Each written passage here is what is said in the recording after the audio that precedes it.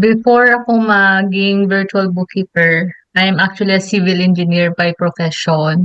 Tapos, site-based ako sa construction and dahil tumatanda na and babae, most of the time kasi parang 90% of my life before, trabaho lang. Mm.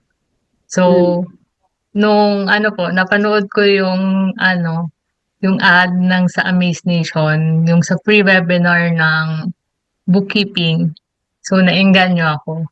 And yun, nung after ko po mapanood, talagang pinag-isipan ko kung gusto ko ba or kung kasi parang na-explain naman dun yung mga ano niya, ano niyo po, mga experiences niyo. So, parang nakakaengganyo talaga siya. Tapos, kaya yun, nag-decide po ako mag-enroll, mag-try. Pero that time, talagang nag-resign na ako. Kasi parang yun, ang habol ko talaga is work-life balance. So, parang yung time, magkaroon ako ng more time sa sarili and sa family na din. So, ano ka no, licensed civil engineer. Oo. Tapos, so syempre, nasa project site ka, puro lalaki yung mga Oo. kasama mo. So, doon mo nalaman yung virtual bookkeeper pro na course sa Sa feed. Facebook. Anong ano yun? Oo. Anong ad? Ano, surf ba yan? Yung Hmm. nag-surf? Oo, nagse-surf ka, oo. Around January na. Okay. So, bakit bookkeeping yung napili mo na course na hanapan ng online work? Well, actually, mas parang numbers din, no? Kasi engineer, Oo. numbers. Oo, yun yung isang pinaka-ano, reason kasi numbers, feeling ko mas may transferable skills ako compared sa ibang niche sa virtual assistants. Tapos, ang pinakauna ko talagang nakapanood na ad sa ano yan, Amaze Nation is yung sa ASBA. Kaso sabi ko, nung napanood ko siya, baka parang hindi ako para doon. Kaya nung nakita ko yung sa bookkeeping, sabi ko, ay mas dito talaga yung gusto ko kasi yung numbers and dati gusto ko din mag-accountancy pero nag-civil nga ako. Kaya so parang yun na lang, virtual bookkeeping. Tapos talagang nainganyo ako nung pag ano po, free webinar mo. Mm. Doon ako na ano talaga. Naengganyo sa mga ano, sa lifestyle, no? Mm. Work-life balance. So, ano yung challenges na face mo before ka nag-join ng Virtual Bookkeeper Pro? So, dun siguro sa engineering or before ka maghanap ng online work, ano yung mga challenges na na-encounter mo? Ano, nung nag-explore ako sa virtual space, yung sa virtual work nga, parang ang daming mga nag-o-offer ng courses, pero masyado siyang broad. So parang masyado din ako nalito kung saan ba dapat mag-focus. So nung ano po, nung nakita ko yung outline ng course, yung sa Amaze Nation, parang dun ko parang na-compare na masyado siyang specific. Or kumbaga, parang ang tutok niya is skills development talaga. Hindi lang yan siya yung basic na parang iga-guide ka lang sa kung paano mag-navigate sa freelancing or kung paano maggawa ng mga um, accounts sa online job platforms. Parang more on skill siya. Kaya yun po yung nagustuhan ko sa course kasi specific siya and skills talaga yung made-develop mo. So, after 1 month, no, or almost 2 months, nakahanap ka ng client Oo. sa online book. Buka, 2 months.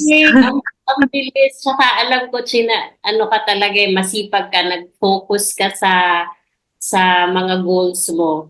No, parati tayo. Oo. Nakatulong talaga po yung sa SMART goals. 'Di ba pinagawa mo kami. Tapos 'di ba may ano dun, parang yung timeline, tapos parang gusto ko talaga siyang masunod. So yun yung goal ko na dapat pumasok naman ako. Na-achieve ko naman siya. Iba So kasi, parang effective siya. oo. Yun nga kasi iba pag nakikita mo, no, pag sinusulat mo, so nagkakaroon siya ng power. So ano yung strategy na ginawa mo para makaland ka ng first client mo online? Before ako makalan, ang dami mo ng rejections, ang dami mo ng applications, tapos lang po, consistent lang sa pag-apply. Tapos nung times na syempre nakakawala ng pag-asa kasi puro rejections, parang rest, then balik ulit. Parang yun lang po. Consistency, pag parang tinuloy-tuloy mo kasi, talagang darating yung time na mas dadami yung mag-a-approach sa'yo, may mag-reach out and magkakaroon ka ng interviews din. Pero before talaga ako nagkaroon ng client, kasi first client ko to, ang dami mo ng rejections bago yun. Tapos pinaka-struggle ko dati nung nagsisimula pa lang po ako, yung English. Mm. Kasi ang hirap pag-explain, parang kahit ang dami mong gusto sabihin dahil kasama na yung kaba. Di mo na nasasabi yung mga gusto mong sabihin. Pero yun, buti na Practice lang na ka ito ng eh. Oo. practice. Opo, practice tapos totoo yung sinasabi nila na parang pag habang tumatagal, parang nagiging sanay ka na. Nasasanay ka sa interview, alam mo na kung anong mga pwede mong isagot. Tapos, syempre dapat every rejection may nakukuha ka. Kumbaga, parang i-ano mo na ano yung nagawa mong mali or ano yung mas may improve mo yung strategy mo sa dati. Tama. So far talaga yung rejections kasi doon ka natututo kung ano yung gagawin Mm. mo sa next mo na interview. And yun Mm. nga, sanayan siya na makapag-practice ka, then later on sa mga next na applyan mo, sa mga next meetings, sanay ka na. So practice, Oo. practice talaga, no? So ano yung pinaka-rewarding na experience of being able to work and earn from home for you? Para sa'kin mas flexible talaga siya. Parang nasa bahay lang ako ta's mas marami akong nagagawa personally. Tapos kung gusto kong may pag-aralan since nagsisimula pa lang po ako, madami pa akong kailangang matutunan, may time pa akong mag-aral. So parang masyado siyang flexible kaya na-enjoy ko po talaga siya ngayon. Ang saya, no? Tapos kahit nakapambahay ka lang, Oo. lang, nag-earn ka ng Oo. dollars, wala pang Oo. traffic. Kahit Tsaka bumangon ka ng 7 AM, okey lang kasi 8 pa yung pasok. tama, hindi ka nagmamadali, no? Especially Mm. sa work mo before, sa mga project site ka. So, parati ka nagta-travel Oo. to work. Tapos nag-stay ako sa site talaga. So parang umuwi ako sa bahay, madalas Sunday lang ako nasa bahay. So dun ka Hmm. mismo, sa bagay, no? Kapag Hmm. malayo, same sa Opo, oo. audit. Kasi audit din yung sa ano ko before. So, nagta-travel ka for work. So ngayon, since online work na, nagta-travel ka na for ano na, for leisure. Oo. Diba? Pwede mo lang dalhin, laptop lang yung dala mo. Hmm. Diretso pa rin yung work, diba? So kung may isang ultimate advice na mabibigay mo sa ating aspiring online bookkeepers, what would it be? Siguro lang, try lang. Parang ang pinaka nakakatakot kasi when you start from scratch or from the beginning. Halimbawa ako po, civil engineer ako, tapos nag-start ako in a different field kasi ibang-ibang field yung virtual bookkeeping. Yung parang nandun talaga yung takot and doubts. Pero yung sabi nyo nga po, have self-confidence. Tapos, since dahil nga sa course, kumbaga, equipped na kami to work. And parang totoo talaga siya. So, parang kahit hindi mo ma-meet yung requirements, kasi sa case ko po, yung requirement talaga is 2 years experience. Pero nag-try lang ako mag-apply. Tapos, yun, natanggap ako.